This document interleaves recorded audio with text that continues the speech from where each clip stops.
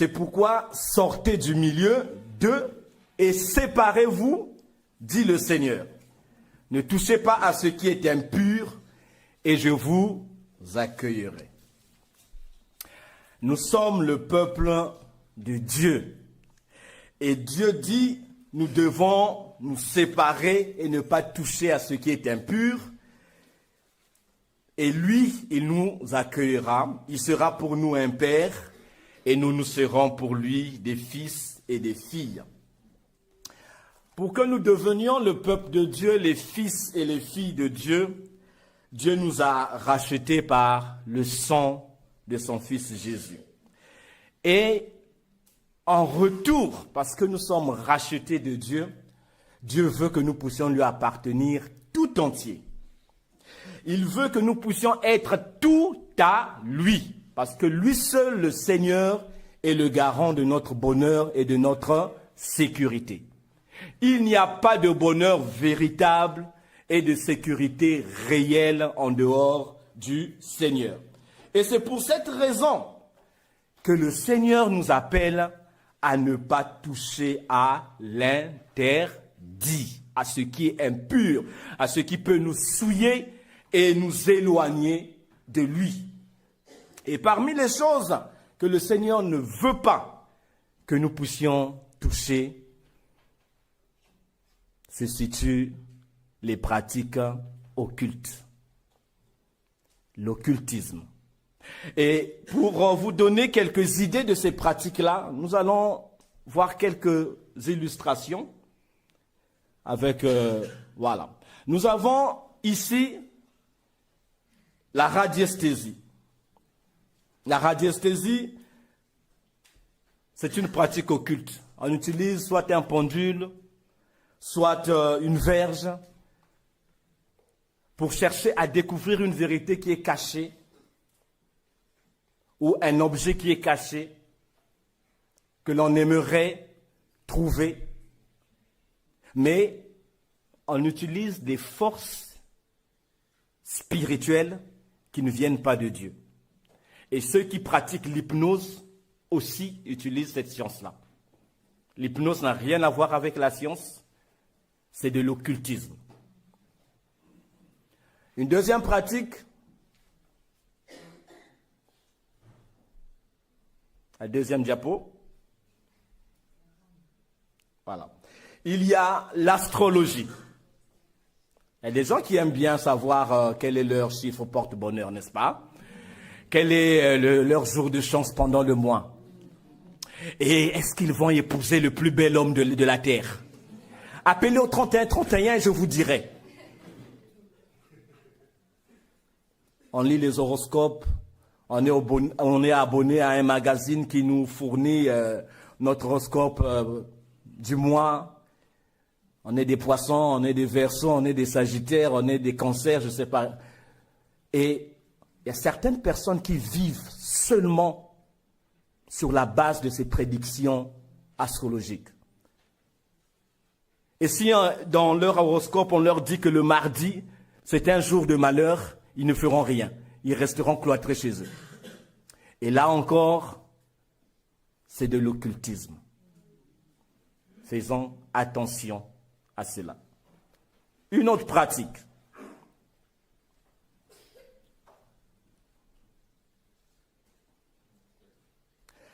La chiromancie. La chiromancie, c'est la lecture de la paume des mains. Il y a des gens qui lisent sur les lignes de vos mains. Je ne sais pas s'il y a quelqu'un ici qui a déjà fait lire la paume de sa main pour qu'on lui dévoile si il va réussir à cet examen. Aujourd'hui, je vous dirais que hier, une dame est venue vers moi et elle avait dans les 60-70 ans et elle me dit « Montrez-vous, montrez votre mère » et elle voulait là, c'était des massous, des gens de je ne sais pas nous, comme on dit chez nous, des zouanes, des gens du midi. Alors je dis « Non, non, madame, c'est pas à moi, je ne veux pas. » J'ai vu qu'elle rentrait pour aller dans une fleuriste. Je dis au fleuriste, je dis mais c'est pas possible. Et bien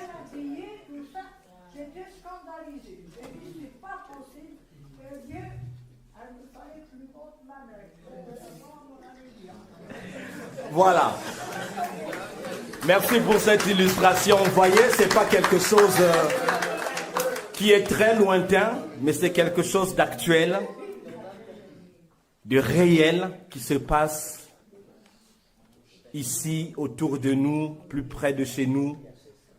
On vous demande de tendre la paume de vos mains pour qu'on vous lise l'avenir.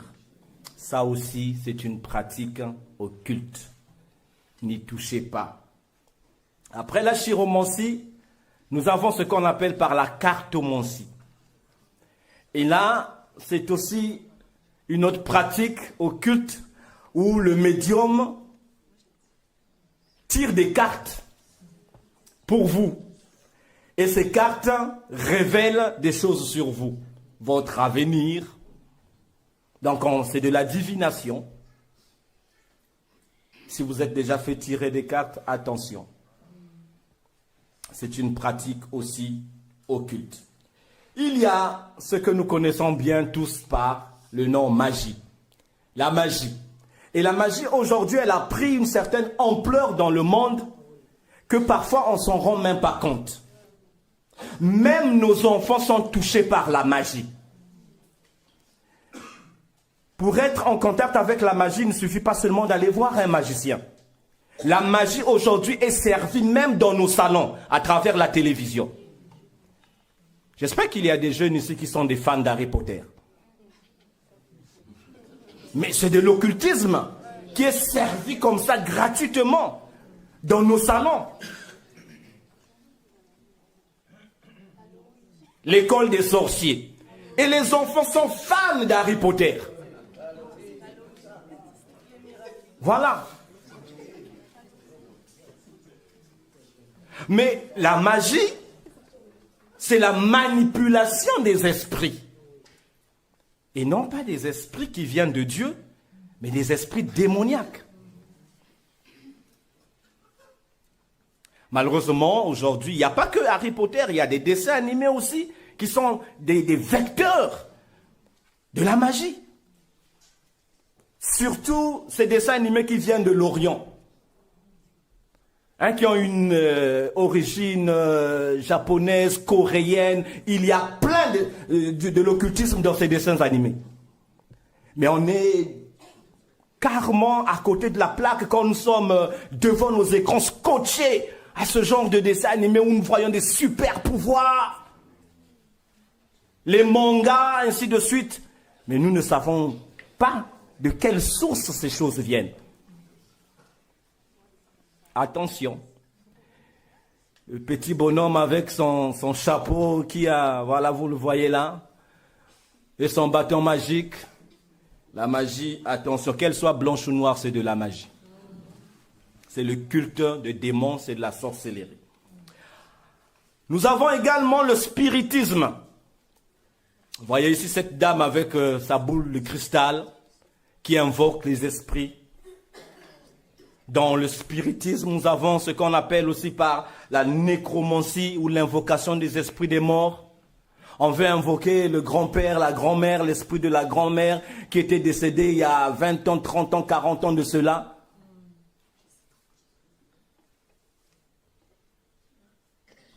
Attention. N'y touchez pas.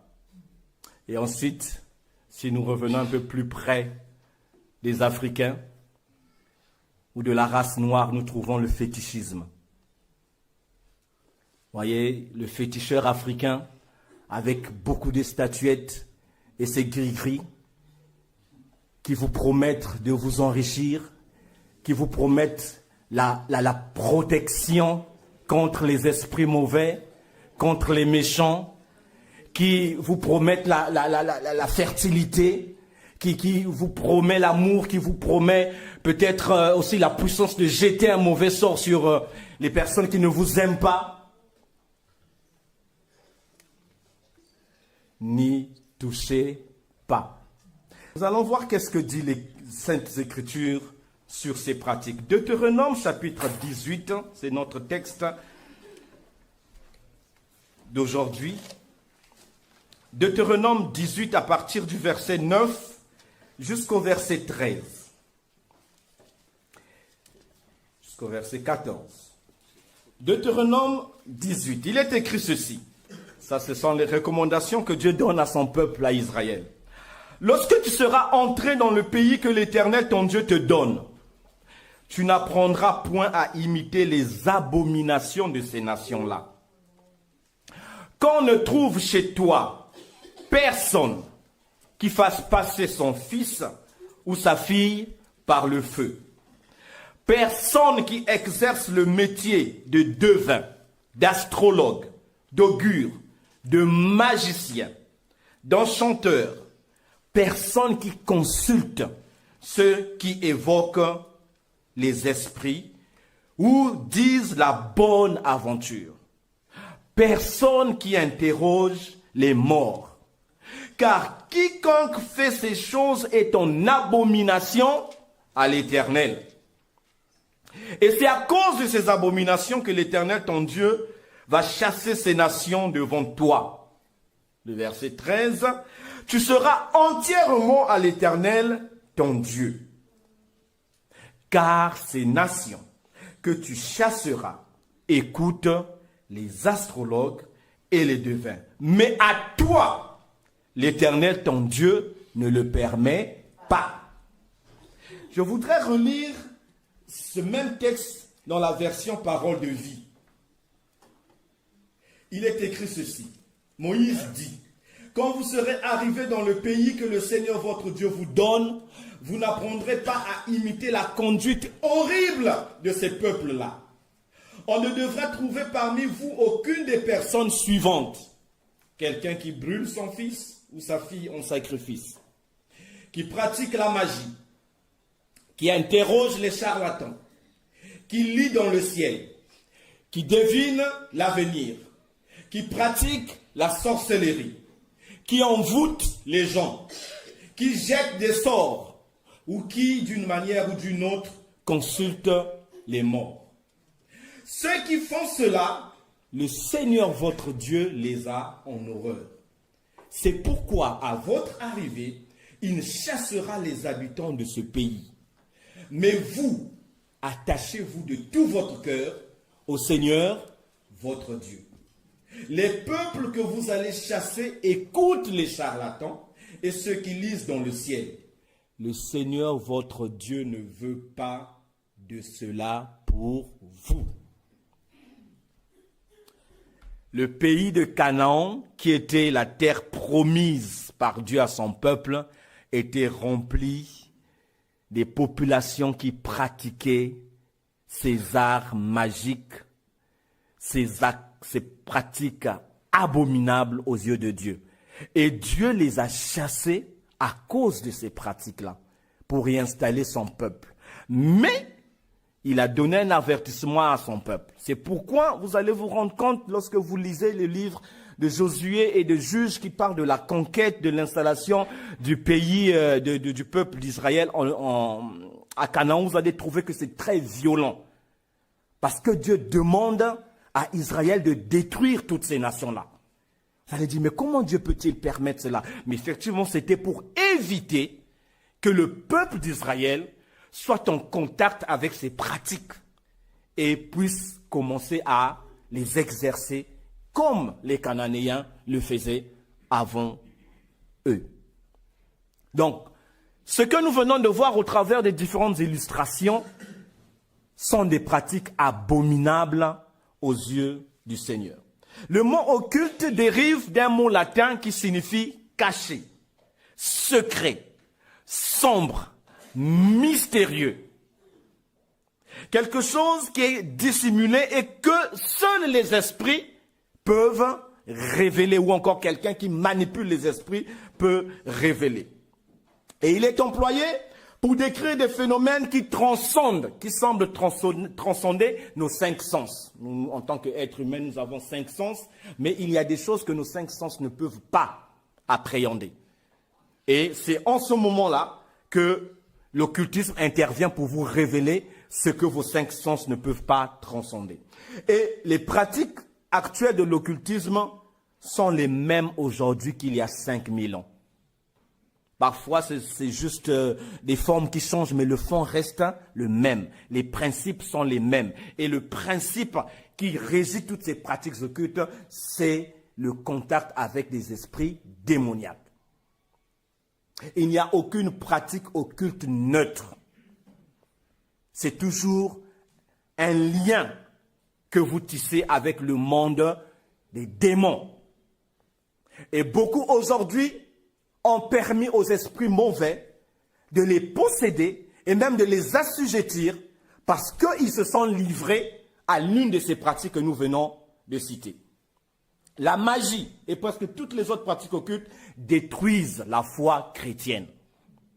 Et il y a quelque chose qu'il faut que vous puissiez vraiment retenir, c'est que il n'y a pas de conflit entre l'occultisme et les autres religions. Le bouddhisme, l'islam et les autres, en fait, c'est comme si elles semblent bien pactisées avec l'occultisme. Mais avec la foi chrétienne, il y a un conflit. Pourquoi? Parce que tout simplement, la foi chrétienne n'est pas une religion. La foi chrétienne est une relation avec le Seigneur Jésus-Christ. Et puisque Jésus-Christ a vaincu toutes les puissances des ténèbres, alors tout ce qui est en relation avec le monde des ténèbres s'oppose à ce qui est de Christ. Et vous vous rendrez compte, certainement que vous avez déjà entendu des témoignages comme ça, que dès lors qu'une personne donne sa vie à Christ, c'est comme s'il y a un combat qui se déclenchait dans sa vie.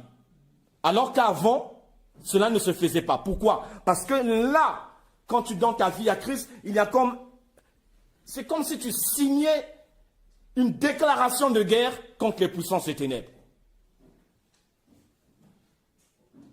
Parce que le Christ, à la croix, a asséné un coup mortel à Satan. Et depuis qu'il est venu, depuis qu'il a instauré son royaume au travers de l'évangile, il y a un combat spirituel permanent. Mais cela ne veut pas dire que la magie soit plus forte que la foi chrétienne. Non. Et le royaume de Dieu et le royaume de Satan ne sont pas deux royaumes rivaux. Ça déjà, il faudrait que je vous le dise. Le diable n'est pas le rival ni l'égal de Dieu. Il faut faire très attention au dualisme. Ce n'est pas du dualisme. Satan est vaincu. Satan a déjà été vaincu. Le royaume de Satan n'est pas un royaume qui peut égaler celui de Dieu. Parce que Satan n'agit que sous le contrôle de Dieu. Si vous lisez l'histoire de Job, vous comprendrez. Et il n'agit que dans les limites que Dieu lui a fixées. Il n'y a pas d'égalité ni de rivalité entre le royaume de Dieu et le royaume de Satan. Mais le problème, c'est que lorsque vous touchez à l'occultisme, vous vous souillez spirituellement parce que vous transgressez la loi de Dieu. Et Dieu est un Dieu qui est jaloux. Il ne t'a pas créé pour que tu donnes sa gloire à quelque chose d'autre. C'est pourquoi quand Dieu donne les commandements à Moïse, il commence par dire « Je suis l'Éternel ton Dieu qui t'a fait sortir du pays d'Égypte. Tu n'auras pas d'autres dieux devant ma face. » Lorsqu'on se met en contact avec les pratiques occultes, on choisit un autre Dieu. On se met sous l'autorité du diable, qui souvent ne se montre pas dès le départ, parce que lui, il vous présente juste les avantages que vous voulez obtenir. Mais derrière, c'est un contrat que vous signez sans le savoir. Et j'aime bien cette parole d'un homme de Dieu qui avait dit « Satan est un très mauvais homme d'affaires. » Quand vous faites les affaires avec Satan, il ne respecte jamais son contrat. Il vous prend plus que ce que vous lui avez donné, que ce qu'il vous a donné plutôt. Et lorsque vous donnez la main gauche à Satan, il vous prendra aussi la droite. Mais ce qui doit nous rassurer, chers frères et sœurs, c'est que si nous nous plaçons sous la protection du sang de Jésus, nous sommes véritablement protégés. Nous sommes en sécurité. Aucune des forces occultes ne peut faire du mal à un véritable enfant de Dieu. Je le répète encore. Aucune puissance occulte ne peut nuire à un véritable enfant de Dieu. Vous savez, si vous avez peut-être suivi des témoignages d'ex-magiciens, ils vous diront toujours qu'ils n'avaient jamais de pouvoir réel sur les vrais chrétiens. Ils pouvaient toucher les chrétiens de nom. C'est-à-dire ceux qui disent, ils pensent qu'être chrétien, c'est juste aller dans une église. Faire partie d'une église, écrire son nom, et puis participer à une activité, il devient chrétien. Non, ce n'est pas cela être chrétien. Être chrétien, ce n'est pas adopter un style de vie ni avoir des dogmes dans sa tête, mais c'est avoir une personne dans son cœur. Et cette personne, c'est Jésus-Christ. Quand tu n'as pas soumis ta vie à Christ, tu n'es pas chrétien. Quand tu n'as pas donné ton cœur pour que Jésus te transforme et fasse de toi une nouvelle créature, tu es encore loin du compte. Et tu es une cible facile pour l'ennemi. Répétons-le encore, les pratiquants des arts occultes ne possèdent aucun pouvoir sur les vrais et authentiques chrétiens. L'occultisme, de manière résumée, c'est l'adoration du diable. Pour s'opposer au monde de la vraie foi chrétienne, le diable a suscité ce monde de la superstition et de l'occultisme. Oui, il y a aussi cet aspect-là. Beaucoup de gens aujourd'hui sont paralysés par la superstition. Ils sont bloqués dans leur vie. Je ne sais pas si vous avez déjà entendu parler du chiffre 13. Et surtout du vendredi 13. Il y a certaines personnes qui sont encore attachées à cette croyance-là, que le vendredi 13, c'est un mauvais jour. Dans certains centres hospitaliers, on a aboli la salle numéro 13. Il n'y a pas de 13. Parce que les malades ne veulent pas y entrer, parce que s'ils y entrent, ils n'en sortiront que morts.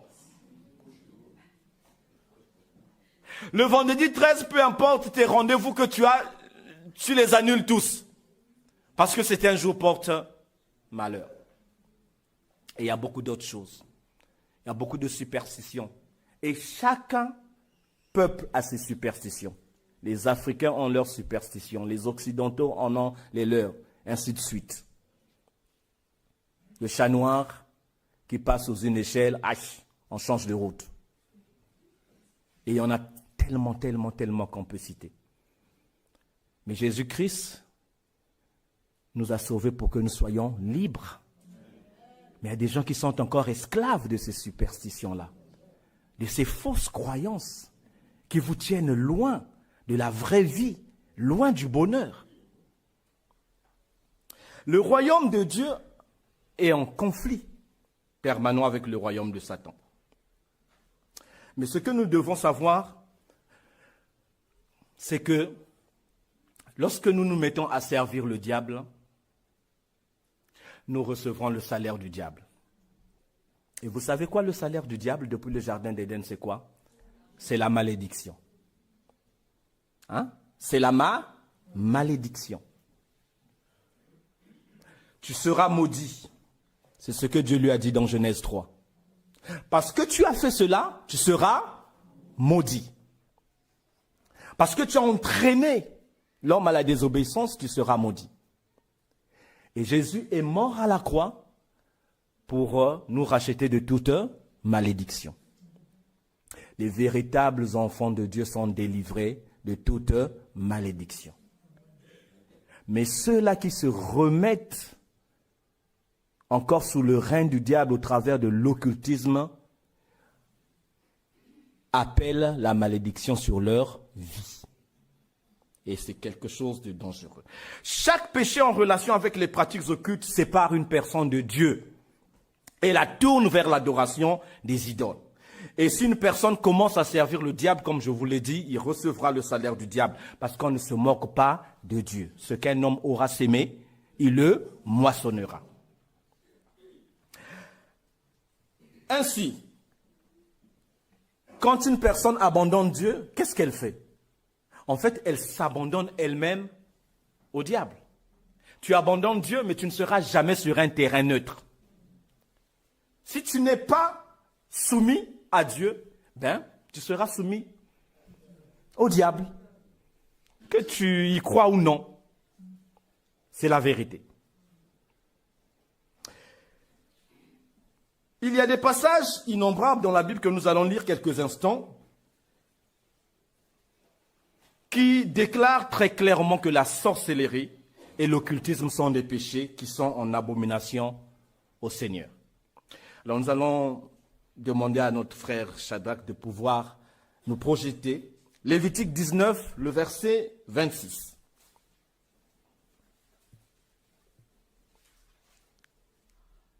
Il est écrit: vous ne mangerez rien avec du sang. Vous n'observerez ni les serpents, ni les nuages pour en tirer des pronostics. Et le verset 31, toujours de Lévitique 19, passe au verset 31. Ne vous tournez point vers ceux qui évoquent les esprits, ni vers les devins. Ne les recherchez point de peur de vous souiller avec eux. Je suis l'Éternel, votre Dieu. Et il y a un avertissement que j'aimerais donner ici. Parfois, il arrive que ce n'est pas vous qui avez décidé d'aller voir un médium, mais vous avez juste accompagné un ami.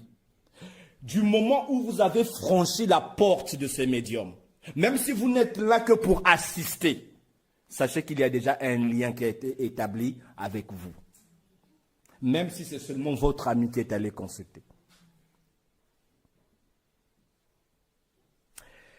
Lévitique chapitre 20, le verset 6. Si quelqu'un s'adresse aux morts et aux esprits pour se prostituer après eux, je tournerai ma face contre cet homme, je le retrancherai du milieu de son peuple. Si quelqu'un s'adresse aux morts, les Africains aiment beaucoup s'adresser aux morts. On va au cimetière, on commence à parler à papa ou à maman, ou à pépé ou à mamie qui était partie il y a très longtemps. Mais tu as oublié la famille. S'il te plaît, pense à moi, je n'ai pas de travail, je n'ai pas de mariage. Attention. N'évoquez pas les morts. Les morts sont morts. Pourtant, vous avez un Dieu vivant. Pourquoi vous adressez aux morts? Les morts ne peuvent rien pour vous. Et laissez-moi vous dire que lorsque vous voyez un mort dans votre rêve qui vient vous dire des choses, faites attention. Le diable est très rusé. Il se sert de toutes ces images pour conforter votre superstition que le mort est toujours là, qu'il veille sur moi. Non, ce sont les démons qui prennent les apparences des morts. Lévitique chapitre 20, le verset 27, on l'a lu? Verset 27. Si un homme ou une femme ont en eux l'esprit d'un mort ou un esprit de divination, ils seront punis de mort. On les lapidera. Leur sang retombera sur eux. Donc, vous voyez que Dieu est tellement rigoureux avec ces choses-là. C'est la peine capitale pour une personne qui pratique les arts divinatoires, qui invoque les esprits des morts. Dans Ésaïe chapitre 8, le verset 19, un autre texte, il nous est dit, si l'on vous dit, consultez ceux qui évoquent les morts et ceux qui prédisent l'avenir, qui poussent des sifflements et des soupirs, répondez. Un peuple ne consultera-t-il pas son Dieu? S'adressera-t-il aux morts en faveur des vivants? Donc si quelqu'un vient vous dire, allons consulter ceux qui évoquent les morts qui prédisent l'avenir, dites-leur que nous consulterons notre Dieu. N'y allez pas parce que vous allez vous souiller avec eux. Jérémie chapitre 27, les versets 9 à 10. Et vous, peuple de Dieu, n'écoutez pas vos prophètes, vos devins, vos songeurs, vos astrologues, vos magiciens qui vous disent, vous ne serez point asservis au roi de Babylone. Verset 10. Car c'est le mensonge qu'ils vous prophétisent, afin que vous soyez éloignés de votre pays, afin que je vous chasse et que vous périssiez. Il y a en Afrique, et je pense même ici, des médiums, mais parfois qui se font passer pour des prophètes, n'est-ce pas? Et beaucoup de gens aiment aller les consulter pour qu'on leur dise ce qu'ils doivent faire ou ce qui va se passer.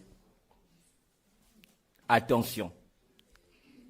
Il y a même des gens qui utilisent la Bible, moi j'en ai déjà vu, mais des faux prophètes, des instruments du diable.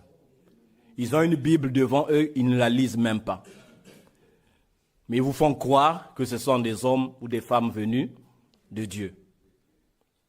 Mais toutes leurs pratiques sont fondées sur l'invocation des esprits démoniaques.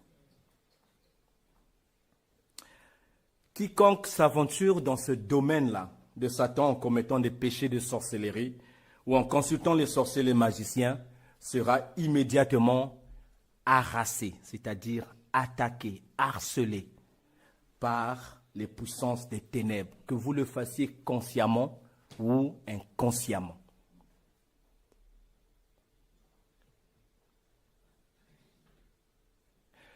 Toute personne qui touche à ce domaine ouvre une porte et donne un droit à Satan avec ses démons d'agir dans sa vie. Rappelons encore ce que je venais de dire au début, que toutes les autres foi religieuses ne semblent pas être en contradiction avec les pratiques occultes. Seule la foi chrétienne est en opposition à l'occultisme. Donc, vous remarquerez que les personnes qui ont recours à la bonne aventure, à la magie ou au spiritisme dans leur vie, trouveront très difficile de se tourner vers le Christ. Et même de pouvoir trouver la paix dans leur cœur. Parce que le diable les empêchera de recevoir le Christ. Elle sera incapable d'obtenir l'assurance du salut. Et si par hasard cette personne est déjà devenue chrétienne, alors elle va découvrir que quelque chose va changer en elle. Il y aura une certaine froideur dans sa vie spirituelle. Et elle va perdre le goût de la prière, le goût de la lecture de la parole de Dieu. Pourquoi? Parce que elle a laissé les démons prendre place. Pas peut-être pour la posséder, mais pour l'influencer. Et il y a des personnes parfois qui sont dans l'église, mais que le diable a transformé en hypocrites, en pharisiens. Ils se croient justes alors qu'ils ne le sont pas. Ils se font passer pour des personnes qui connaissent Dieu, mais alors qu'ils sont soumis à l'influence démoniaque. Et malheureusement, il y a des gens, parfois qui l'ont hérité de leurs ascendants, de leurs parents. Si vous aviez un grand-père, une grand-mère qui pratiquait la sorcellerie, la magie, vous savez, il y a une parole de la Bible qui dit Dieu punit l'iniquité des pères jusqu'à leurs enfants, jusqu'à la 4e génération. Ce genre de péché peuvent avoir vraiment une incidence sur la vie des descendants de celui qui pratiquait la sorcellerie. Satan réclame toujours ses droits. Quand il y a eu un pacte qui a été signé avec Satan, même à la mort de cette personne, le pacte n'est pas annulé. Satan trouve quelqu'un, toujours dans la même famille, pour continuer à accomplir ses œuvres. C'est pourquoi aujourd'hui, parfois il y a des gens qui naissent avec des pouvoirs médiumniques. Et on se dit, ah, cet enfant-là, il vient vraiment de Dieu. Hein. Dieu lui a donné des pouvoirs. Mais si vous cherchez bien dans la famille, vous trouverez qu'il y avait un sorcier ou un magicien. Et ces pouvoirs ne viennent pas de Dieu, du diable. Et il faut délivrer cette personne. Chaque forme de sorcellerie est en réalité un contrat avec les puissances des ténèbres. Et le diable s'en sert comme un droit sur ces personnes-là, pour les rendre captifs. Mais les autres conséquences de la malédiction de l'occultisme dans la vie des personnes sont la mélancolie. Il y a des gens qui ont la mélancolie, vous ne pouvez pas expliquer. Peu importe la joie qui dégage de vous, mais vous ne pouvez pas communiquer votre joie à cette personne. Il y a toujours de la mélancolie. Une mélancolie chronique n'est pas quelque chose de normal. Il y a d'autres qui connaissent les troubles émotifs, les dépressions, avec des pensées de suicide. Et encore, ce que nous connaissons de manière plus fatale, ce sont les maladies mentales. Je ne dis pas que toutes les maladies mentales viennent de l'occultisme, mais la plupart d'entre elles ont une origine occulte. Et il y a une chose que j'aimerais donner comme un avertissement ce matin. Il est vrai que les gens qui pratiquent les arts occultes font des miracles.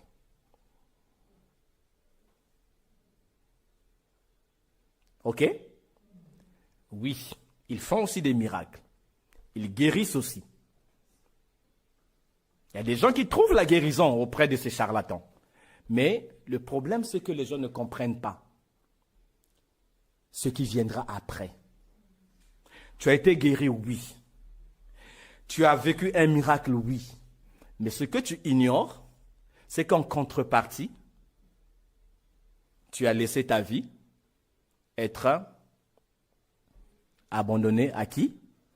Au diable, à Satan. Beaucoup d'enfants de Dieu ont été guéris par une pratique occulte, mais depuis qu'ils ont été guéris, ils ont perdu leur désir de prier et de lire la parole de Dieu. Ils ont perdu la soif et la faim qu'ils avaient de Dieu. Pourquoi? Parce que, ils ont reçu un bienfait, mais d'une mauvaise source. Oui, ça marche. Cette personne-là, c'est bon, ça fonctionne, il faut y aller. Mais tu vas vendre ton âme. Tu reçois un bienfait physique, mais tu vends ton âme au travers de ce bienfait physique ou matériel. Tu reçois de l'argent, tu deviens riche, mais tu deviens un esclave de Satan. Nous vivons aujourd'hui dans un temps très chaotique. Les ténèbres sont en train d'envahir le monde. Et si vous avez des yeux pour voir, vous pouvez comprendre que nous sommes en train de vivre les derniers instants de l'histoire de l'humanité. La fin peut arriver demain ou après-demain, mais elle est imminente. Et le diable est en train d'agir avec beaucoup d'ardeur parce qu'il sait qu'il lui reste un peu de temps. Il ne veut pas aller dans son lieu de destruction seul. Les puissances des ténèbres sont en train de se répandre dans une telle mesure que même ceux qui sont nés de nouveau trouvent difficile de voir clairement leur chemin. Vous vous rappelez, n'est-ce pas, que l'apôtre Paul avait donné un avertissement dans 2 Corinthiens chapitre 11, le verset 14. Dans ce texte que j'aimerais lire avec vous, 2 Corinthiens chapitre 11, le verset 14, il est écrit ceci. Et cela n'est pas étonnant, puisque Satan lui-même se déguise en ange de lumière. Satan se déguise en ange de lumière. Et au verset 15, il n'est donc pas étrange que ses ministres aussi se déguisent en ministres de justice. Leur fin sera selon leurs œuvres. Attention aux personnes que vous allez consulter. Ce n'est pas parce qu'il tient la Bible, ce n'est pas parce qu'un jour vous l'avez entendu parler du nom de Jésus que c'est un serviteur de Jésus. Vous savez, dans Matthieu 7, Jésus dit, ce ne sont pas tous ceux qui disent Seigneur, Seigneur qui entreront dans le royaume. Il y a même ceux qui vont dire, mais en ton nom nous avons accompli des miracles. Nous avons fait ceci. Mais ils n'agissaient pas avec la puissance de l'Esprit Saint. Ils agissaient plutôt avec la puissance de Satan. Et dans les derniers temps, le diable va renouveler son énergie pour accomplir des miracles tels que les gens vont mettre l'évangile de côté pour ne suivre que les miracles. Les capacités médiumniques n'ont rien de commun avec les dons spirituels. C'est plutôt une contrefaçon. Dans Acte 16, il y a une dame qui était possédée d'un esprit de python. Mais elle avait la capacité de savoir qui était qui. Quand elle a vu l'apôtre Paul et Silas, elle s'est mise à dire, voici, ce sont des serviteurs du Dieu vivant. Ils vous annoncent la vérité. Et pourtant, ce qu'elle disait était vrai. Et pourtant, ce qu'elle disait était bien. Mais ce n'était pas l'Esprit de Dieu qui le disait. C'était un esprit satanique.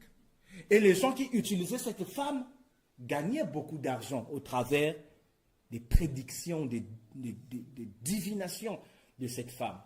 Mais quand l'apôtre Paul a reçu la révélation, parce qu'elle a fait pendant plusieurs jours, et l'apôtre Paul a prié, l'Esprit lui a révélé que ces paroles ne viennent pas de moi. Et l'apôtre Paul a dit, esprit mauvais, sors de cette femme. Et cette femme, quand elle a été délivrée de ce mauvais esprit, elle a perdu aussi sa capacité à deviner.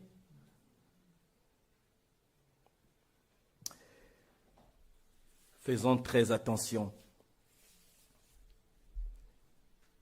N'y touchez pas, nous dit la parole de Dieu. Parce que si vous y touchez, vous vous souillez, vous vous rendez impur et vous vous séparez de Dieu. Peuple de Boulogne, peuple de Dieu, vous êtes appelés à être un peuple saint. Être saint, cela ne signifie pas vivre comme les moines dans un monastère, loin du monde. Mais être saint signifie simplement être séparé, être mis à part pour Dieu seul. Tu ne vas pas remplir ta semaine par un jour pour le Seigneur, c'est-à-dire le dimanche, et de lundi à samedi, tu fais confiance à des idoles. Non, Dieu ne partage jamais sa gloire avec d'autres. C'est un Dieu jaloux. Tu veux voir la manifestation de la puissance de Dieu dans ta vie, tu dois être totalement à lui. Pour conclure ce message, j'aimerais rappeler certaines vérités très importantes. La vraie vie et la vraie liberté ne se trouvent qu'en Jésus-Christ. Il faut lui soumettre notre vie dans sa totalité. Venir à l'église ne te sauvera pas, ne te protégera pas contre le diable. Mais c'est de mettre ta vie sous le contrôle du Seigneur Jésus. Deuxièmement, si tu as des objets qui viennent de ce monde occulte, ça peut être des livres, ça peut être des bijoux, des ornements, des sculptures. Pour que tu sois à Dieu seul, ces choses doivent être détruites. Il ne s'agit pas de dire, bon, je vais mettre ça dans la malle et puis, bon, je ne m'en occuperai plus. Mais du moment où cette chose interdite est dans ta chambre ou dans ta maison, eh bien, le diable a le droit d'y venir. Parce que cet objet est là. Si vous lisez Actes chapitre 19, le verset 19, il y a un bon témoignage des magiciens qui venaient de se convertir à Christ. Les magiciens d'Éphèse. Alors quand ils ont reçu l'évangile, on nous dit, et un certain nombre de ceux qui avaient exercé les arts magiques, ayant apporté leurs livres, les brûlèrent devant tout le monde. on en estima la valeur à 50 000 pièces d'argent. Ils ont brûlé leurs livres pour ne plus être en contact avec ça. Tu as reçu un petit collier, un petit bracelet, une bague pour te protéger. Ce n'est pas de la protection, c'est de l'assujettissement. Il faut s'en débarrasser. Il faut détruire tout ce qui est lié au monde des ténèbres. Troisième élément de vérité, pour vivre une véritable liberté, il faut rompre tout lien, toute amitié avec ces personnes qui pratiquent les arts occultes. Et c'est pour cela que Dieu demandait au peuple d'Israël de détruire les Éviens, les Hétiens et tous ces peuplades-là qui habitaient à Canaan. Il faut rompre les liens, il faut rompre les amitiés. Sinon, il y aura toujours ce contact. Il faut confesser tout péché lié à l'occultisme et y renoncer. La confession est un élément essentiel vers la liberté. Tant que tu n'as pas confessé ton péché, tu ne l'as pas reconnu et tu n'as pas décidé d'y renoncer, le diable aura toujours un droit d'accès, un droit d'action sur toi. C'est par la confession qu'on parvient à la justice, dit la parole de Dieu. Et ensuite, il faut placer sa foi en Christ et en Christ seul. Il y a une chose que j'aimerais dire dans le monde des ténèbres. Les esprits combattent entre eux, mais ils sont en parfaite harmonie. Ça veut dire quoi? La puissance des démons ne peut pas te délivrer d'autres démons. Satan ne peut pas te délivrer de Satan. Seul Jésus peut te délivrer de Satan. Donc si tu vas voir un sorcier pour te délivrer de la malédiction, tu perds ton temps. Parce que tu restes dans le même monde. Il y a une malédiction, une petite malédiction qui peut s'en aller, mais il y a une plus grande qui viendra. Vous vous souvenez, hein? On avait dit cette personne où le démon sort, mais lorsque la maison est laissée, balayée, ornée et vide, les démons reviennent, mais avec un plus grand nombre. Parce que simplement Jésus n'a pas pris place dans cette maison. Et ensuite, il faut s'engager dans une vie d'obéissance à la parole de Dieu.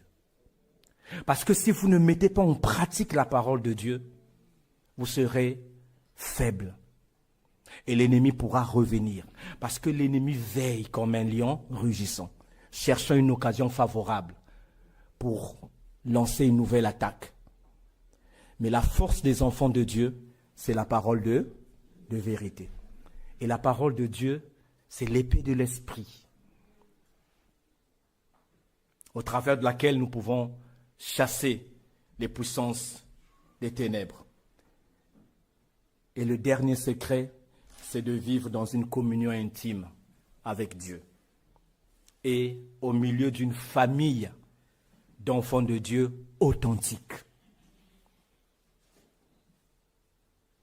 Vous avez besoin de Dieu, mais vous avez besoin aussi de vos frères et sœurs qui peuvent vous soutenir par leurs prières, par leurs conseils, par une étude réciproque ou d'ensemble de la parole de Dieu.